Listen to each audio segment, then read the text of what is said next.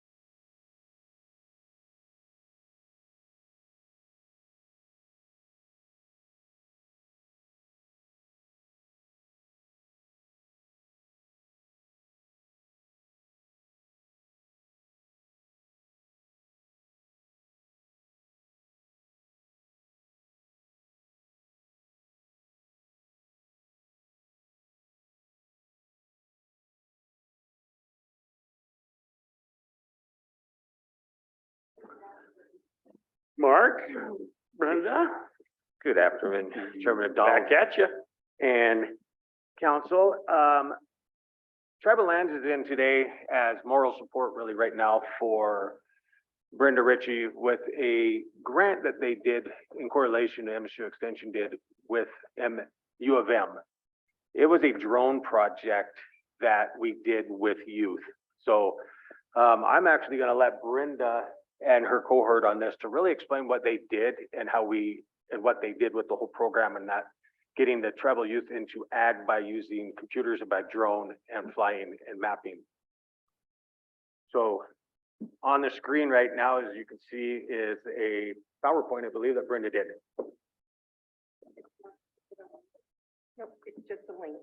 And then the kids will walk through the link. So the kids are going to present it. You got that, Martin? Doing it or somebody? Yeah, give me that. Which, oh, this? Yeah, there we go. Then the kids can. So while we get that up and going, I'll give you just a little bit of the background of the grant.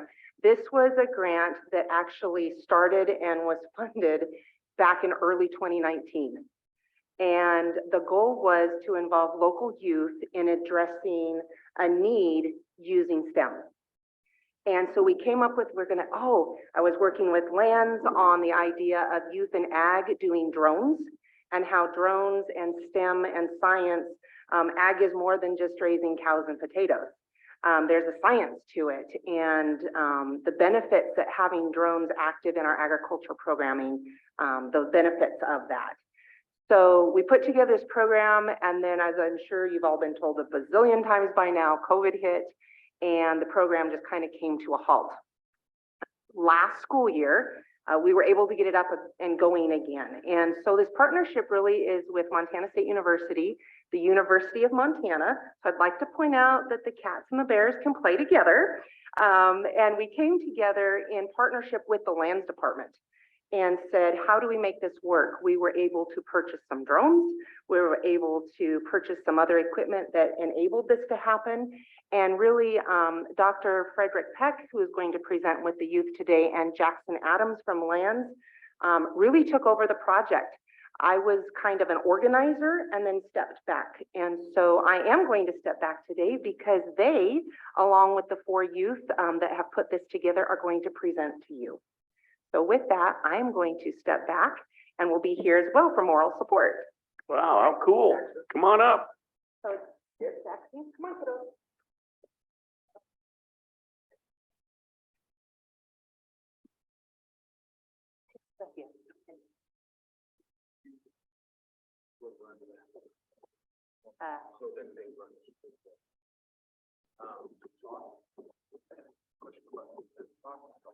Hello.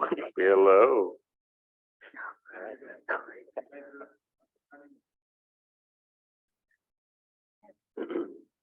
All right. Well, thank you so much for having us. We're really excited to present to you all the work we've done this past year on this really exciting project. So I thought we would start with some introductions, and then from there on, the youth will just talk about their project. So from my right to left, this is Noah Atwin. Hello. And Esther Montoya, and Talon Sherman, and Clifford Jackson, and then Jackson Adams from the Lands Department. And we thought we'd start by having Esther talk a little bit about the project. So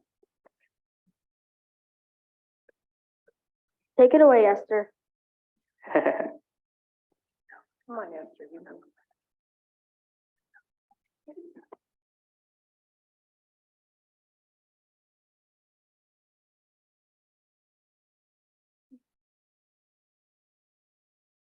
maybe we'll have Talon go first, and then Esther will go second. Hi guys. So what we did is when we were droning, we were trying to find invasive weeds, and a lot of the weeds were taking like this like it's hard to explain, but like they were taking up space. So we were trying to take out the weeds that are taking the space away, and if they keep doing that, it's gonna be a bigger problem.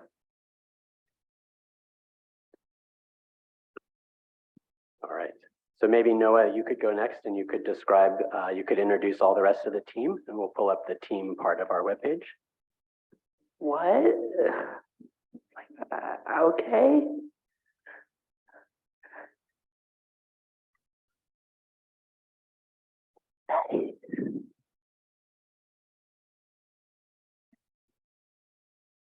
Go for it, Noah. You can talk about our team now. Go ahead, Noah.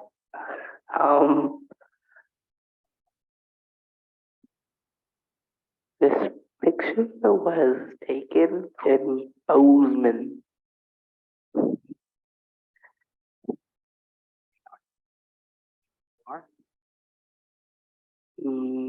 There's me. That looks sad. There's Clifford. Talon. Esther. And there's Stephanie.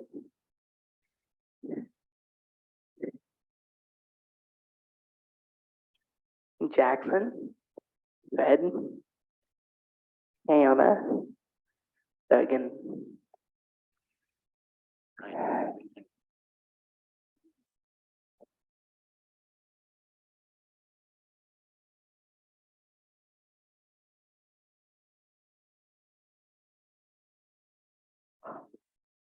Right. So we made this webpage that describes how we made these drone maps of, we made maps of Kicking Horse, and we made a webpage that describes how. And this first page describes what you need in order to make a drone map. And Clifford was going to talk about what you need to make a drone map.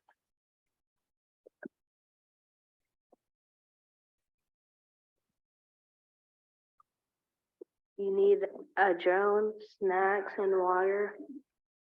I don't know that word. Oh, coordination for your map. 2 people, 1 person to fly the drone, 1 person to watch the drone. Clifford, do you want to talk about that picture you put on our webpage? No.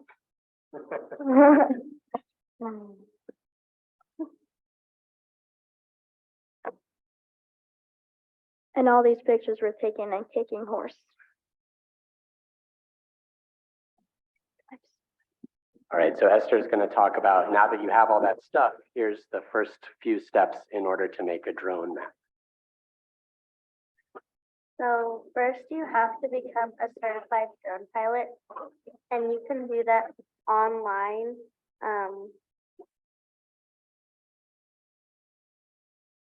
And then you have to practice flying a drone, because Fred lost the drone.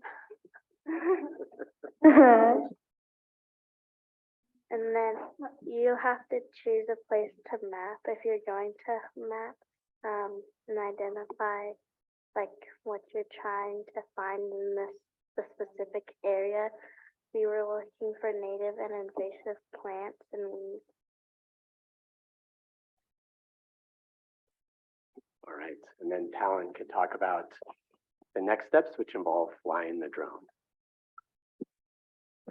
So what you want to do is you want to plan your mission and fly the drone, and you want to pay attention because you don't want to, if it starts beeping, that means there's something wrong. And if it starts to rain, you're going to have to bring it back. You can't fly near airports, near electricity wires, none of that stuff. So the pictures that you see are us in Kicking Horse trying to map the weeds.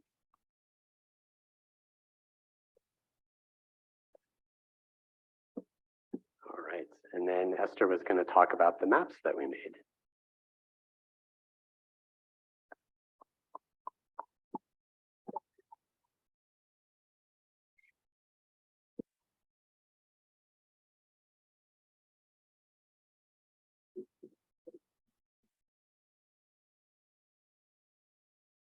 So this is our area of Kicking Horse. We use the drone to map the area, and you can see that right here, most of this white stuff is daisies, but others of it is yarrow. They're very small patches, and this darker stuff over here is teasel, and that was the most invasive thing we had was teasel. And then there was this big lake here, and it had a lot of invasive weeds. We couldn't find out what they were, and they were growing in the lake. They were like super tall and stuff. And then we have our second map, which is on the other side of Kicking Horse for the road.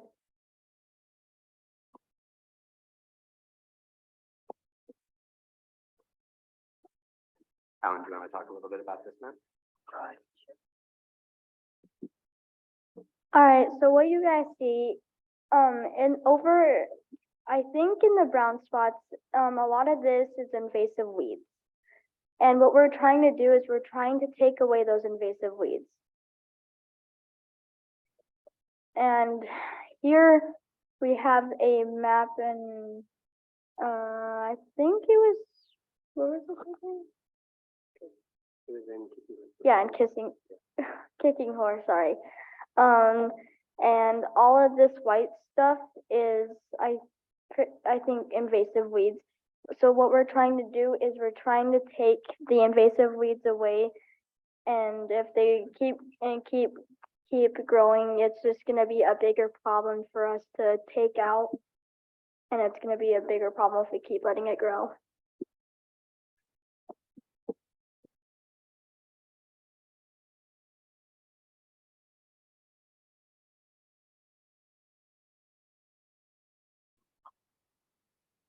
And one more thing we did was we went to a summer camp at MSU, and Noah and Clifford were going to talk a little bit about the summer camp.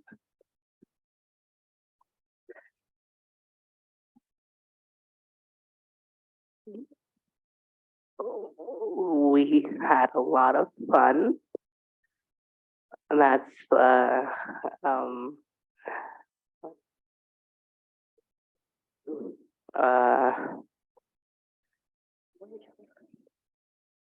we stayed at the Bobcats place, I guess.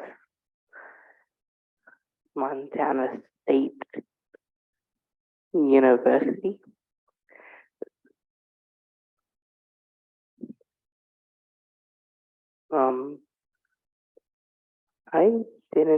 I don't know.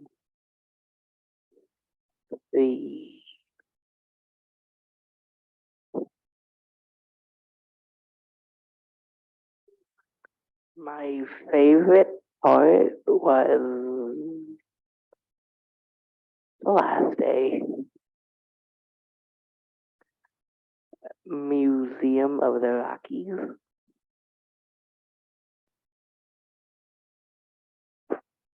Noah's probably too modest to say it, but no one knew more about the dinosaurs than our tour guide. Yes. It was incredible. All right, Clifford, do you want to talk a little bit more about the summer camp? During the summer camp, what was that guy's name? Which guy? The guy we went into. Sam? Was it Sam? Sam, he was helping us do the mapping, so we could find like a thing where it shows where the invasive weeds are and stuff, and we.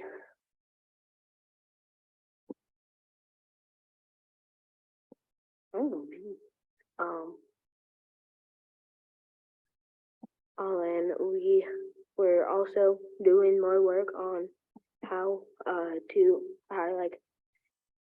to make the map better. And that's it. All right, and then maybe Jackson, would you mind sharing a little bit about how this is useful for the lands department?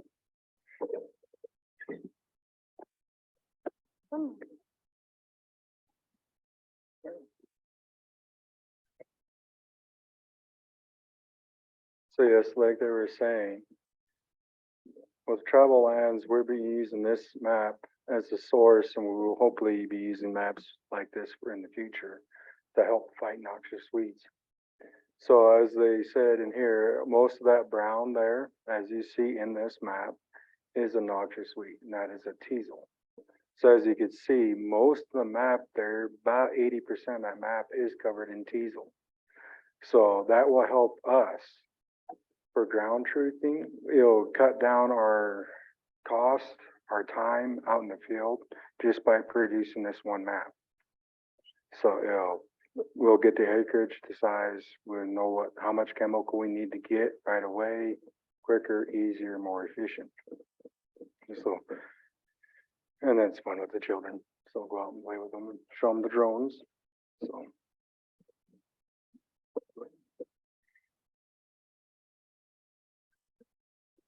And I didn't get to stay so long because I unfortunately caught COVID, so I didn't get to stay there long. So what happened is when we first got there, Fred was the one who first met us when we were going to go there. So what we did is we got into the university and we went in, we got in our dorms, and they took us outside to play a game to learn our names. And after that, this girl took us into our room and she was just showing us, she had like a paper that she printed out. And what it was is places that we can go and where the lunch area was. And that was really fun, but I had a headache because you got to choose whatever drink that you wanted with the flavor in it.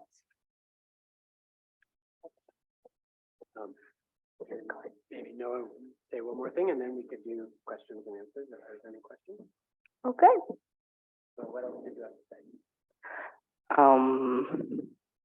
My dorm mate didn't show up, so I was just there alone, and it was hot in my room, and I had to ask Fred for a fan, and I got woken up by a magpie. Yes. Took a long time home. Thank you very much for your time and for hearing our presentation, and we'd love to answer any questions if you have any questions for us. Comments or concerns? Yes. Great job. Wow. Thank you. Did anybody crash the drone besides Fred? Fred? No. Not that I can think of. We had a drone in the fisheries program I worked a long time ago. That's cool. And an eagle came out of the sky and knocked it out of the air. And knocked it right into the lake. Yeah. That's funny. Any questions from council, comments? Go ahead, Martin. Thank you guys for presenting You guys did a great job. I You're know so welcome. This is hard to do, to get up in front of people and talk, so the more you practice at it, the easier it gets, so just keep up at it, and good job, you guys. Thank you. Thanks. Carol? Yeah, I appreciate you coming in, and I know Esther, so it's good to see you, but I wanted to say, how many of you want to go into flying drones? I know you can go into the military and work with drones, and I'm just wondering, anybody have any thoughts of maybe going into the future use of drones, maybe with the land office or other jobs? I'm interested. Yeah, I think it would be exciting. I mean, just the thought of at the Grizz games, I don't know, sometimes you'll see a drone fly over. I mean, they use them everywhere, and it's just a quicker, faster way, even to fight fire. You can go up with the drones on fires and see where the fire is actually burning at in the area, especially when it's steep. So it's really helpful. So thank you guys for coming in. Nice presentation. Thanks. You're so welcome. Go ahead, Bing. Thank you, Mr. Chair. I do want to thank you guys, people, for coming in. That's pretty interesting to see what you can spot from way up there and the different types of weeds and whatnot. It will help our departments too to correct that and get them taken care of. But if you have any more and do anything more like this and whatnot, I'd like to have you come back and show us again. I think we're going to work this year on expanding and seeing what else we can map and find invasive weeds. And then a lot of the invasive weeds aren't taking up the sun. A lot of them are just taking up most of the space in that area.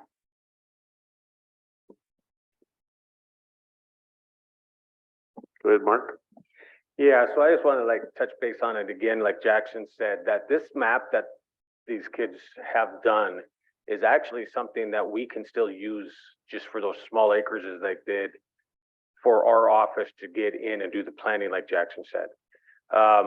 It does help us for the long-term wise of expediting our surveys. We've been able to use them in cattle trespasses and fence line disturbances.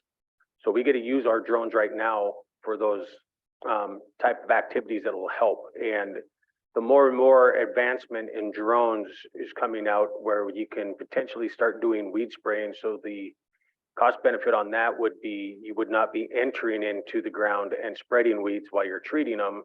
You'll be able to treat them from the air at a cheaper rate than an airplane or anything else. So these are viable options for us. I know that forestry can use them, and they have used them in their white bark pine study to get into those steeper, longer terrains that they have to get up and take a look at the cone base instead of walking up there to them. So this is a ideal time frame for these kids to start playing with drones, and it's a toy really, and it's a very scientific method that you can use for these. In the future, we're hoping to get a infrared drone mapping, so it'll actually identify the heat signatures off the plants that would be showing us the exact plants that are out there, if it's white top or vent knot or any of the invasive species. So we have a better chance of getting our weed treatments at the timely manner of everything out there instead of wasting the time of having us to try to go out and ground truth it during the growing season. We'll be able to do it through a flight, which will make it that much quicker for us to get treatment on that ground to prevent it from spreading, and we can corral it and shrink it. Those infestations. So we're really excited for this first project like this to take off, to see what we had for interest from the school, and we want to try to expand this even further in the future to get more and more kids involved with this type of activities and that, so they can see that there is more to agricultural than cattle and growing farm and ranching. It is technological, that there is a lot of technological advances out there that we use in ranching and farming today that was never out there before. So it gives them that great opportunity to start learning that. Thank you, Mark. Go ahead, Carol. Yeah, just one more question. Could you use something like that to check cows in the winter? You know, like it, when they're calving and stuff? I mean, it gets really cold. I don't know how it works if it's cold out, but you could sit in your pickup, Terry, and buzz that thing around and check out your cows and see if they're calving. And... I would say yes, we just haven't done it yet. It'll just probably shorten the battery life when it's really cold, but they should be able to do stuff like I that. don't know, Carol, what makes you think he gets out of his pickup. I don't know. How expensive is that? I know, Terry. How much was that one? This one here, we bought we got the DJI Map 2, the Fly More kit, so it came with extra batteries, a cushion started chasing, and a hard case. So we end up spending, I believe, $1,800 per drone. But these were more the most advanced drones at that time. We've used drones to count fish redds because it's really hard to walk a creek, so you can fly right over and you can see where the fish are nesting. We've used drones to look for grizzly bears in cornfields. We've used drones to actually herd cattle with drones. We've used fixed wing drones to do long surveys for 60 miles. It's programmed and you can look for wildlife and elk and fly over an entire mountain range. It's incredible, the technologies. If you become really good at it, and as Carol said, there's lots of potential for drones outside of, in almost every industry you can think of. So it's a great tool and a great thing to advance in. So I think you guys really learned a lot just operating the drone and helping everybody manage their land better. It's fantastic. So good job. Thank you. Question? But Terry? Thank you, Mr. Chair. Maybe to Jackson or maybe to Mark, there's probably never enough money in the budget to spray as much as you'd like to. Is there any thoughts of how we can craft something and to move forward with increasing your budget so you could spray more weeds? Obviously, they're all over the reservation. And then I wonder, Jackson, how you guys decide which end or which part of the reservation you spend most of your time spraying. That's more of an AJ question, but we do go after grants and under the planning of it, depending on what species is out there and what we can get into the grant funding. We reach out to Montana State Weed Trust Fund, try to get funding from the Montana State. We also reach out for funding with the BIA for invasive noxious weeds. So we do, and as a matter of fact, we are working right now on the new grants for 2023, for the spring and summer of 2023 with the BIA. We have areas that we pick that we know we have the new invaders in to try to eradicate them before they take a really good, strong foothold. So we look at certain areas, and for the infestation amounts that come out when we do our grant writing on it, BIA's criteria really dictates where they will support the money. So we always want our ag lessees, if they're treating any noxious weeds on their leases like they're supposed to be, we want them to turn in their receipts to us, because that shows the BIA that we're more involved than just using BIA funds. And that actually increases our weed budgets because we are actively involved, not just as the tribes themselves, but our producers also going forward and taking that initiative to go after these treatment areas.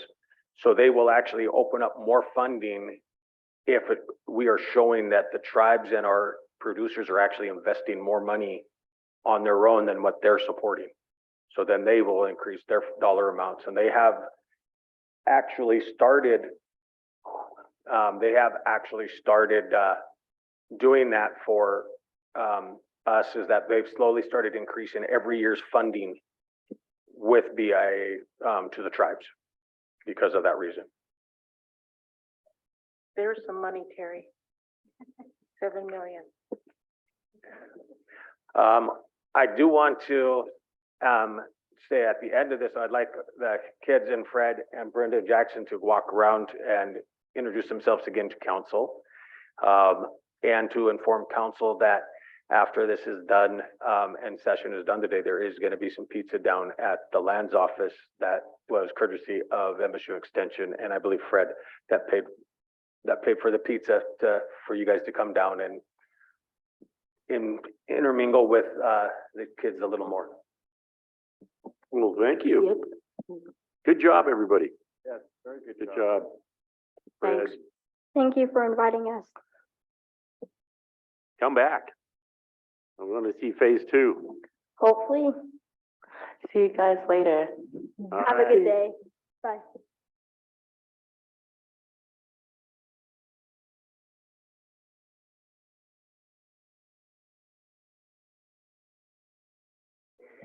As the youth make their way around, we did have one question from the audience as to what grade they were.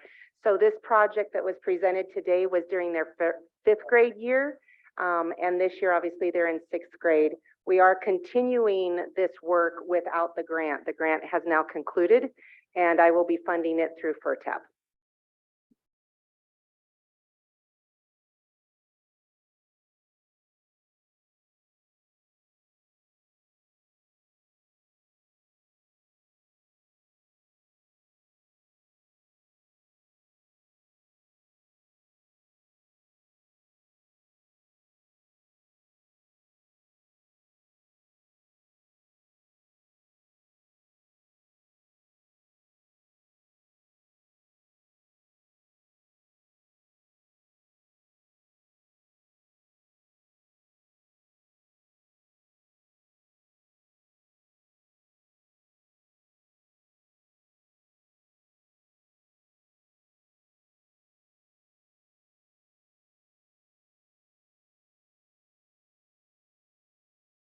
I think we had, do we have a lands resolution, Mark?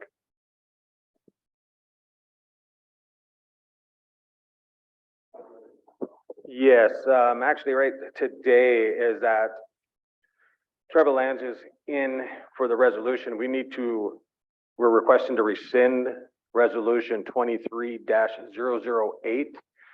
There was a discrepancy in the legal description when it went through and acres.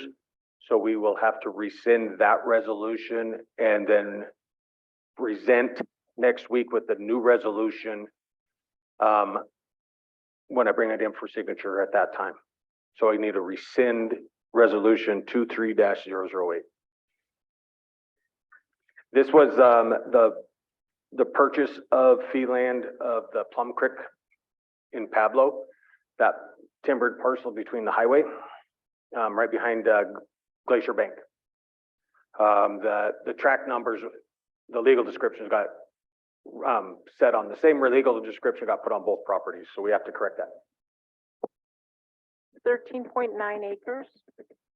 A total of 13.9 acres, but the one parcel was 10.89. And we're buying it? Yes, we've already done the buy, sell and resolution with Greg and everybody. We just need to get this resolution finished and corrected so we can proceed with the final. Take the Zinke sign down. Oh, yeah. Yeah, that's there right now. It is. When I seen that sign, I thought we were buying that. What's that? Yeah, you're I right. do know one thing, that this resolution is for the timbered area behind the bank. The bank right now, underneath FDIC regulations, and that they can't complete the transaction until January. So if it's on the Glacier We can't Bank take it down. property, we can't do it, but if it's on the other property, we can. It's on the tree property where the sign is. It says 13.9. There's a Zinke sign right there as you come this way. I will get staff on it. I'll stick Louis on it. We just saw Zinke and Joe Reed standing together on Highway 93 in Maine and Ronan. There's Zinke sign.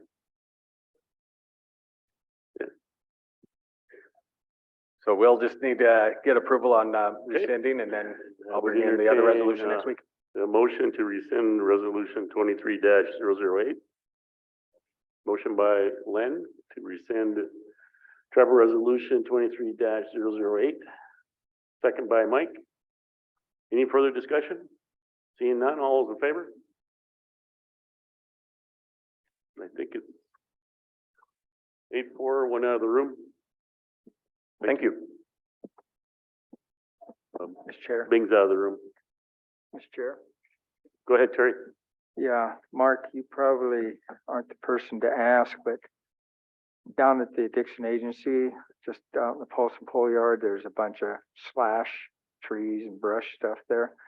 I didn't know if your staff or I should talk to forestry could maybe go down and burn that.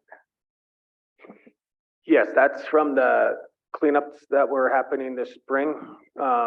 We needed an area to pile and we were just waiting for winter months to work with fire patrol and potentially the Dixon Fire Department for training to get that cleaned up. We're just waiting for more snow and that to be on the ground just so it doesn't spread.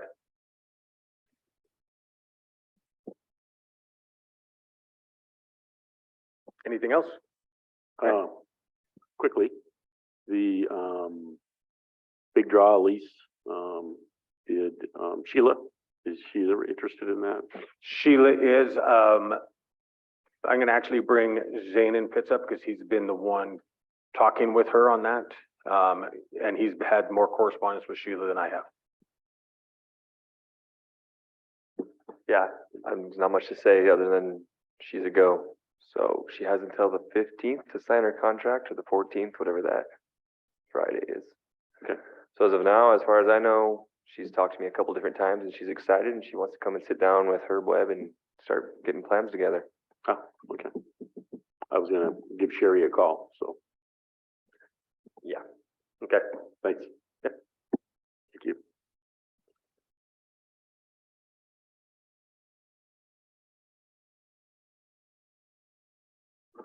Well, I don't even have to say anything about you, Martin, now.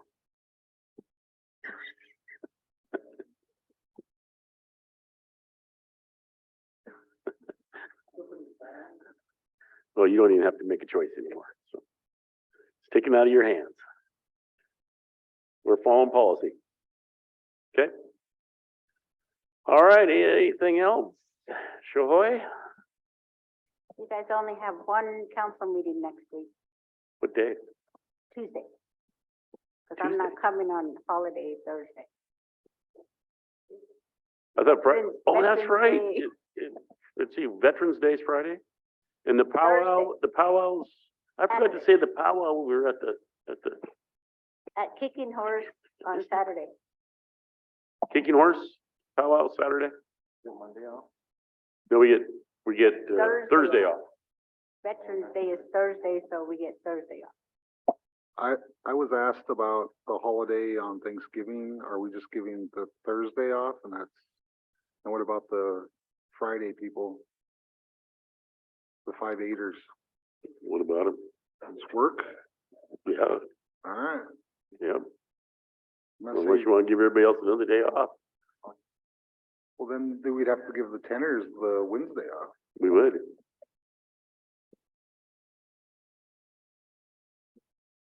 The elders asked me about it, I just told them You make them work. Soft in their old age. back in my day. Back in my day, I worked until I was 92. I mean, look at that guy cutting hair, right? 62 years old Jack's been cutting hair in Ronan. I think he's only 61.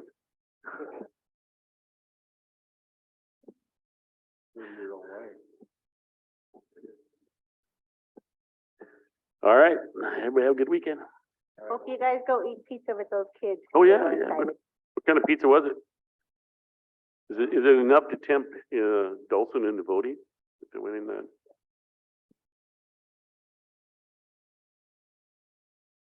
Well, he makes good rolls, I know that.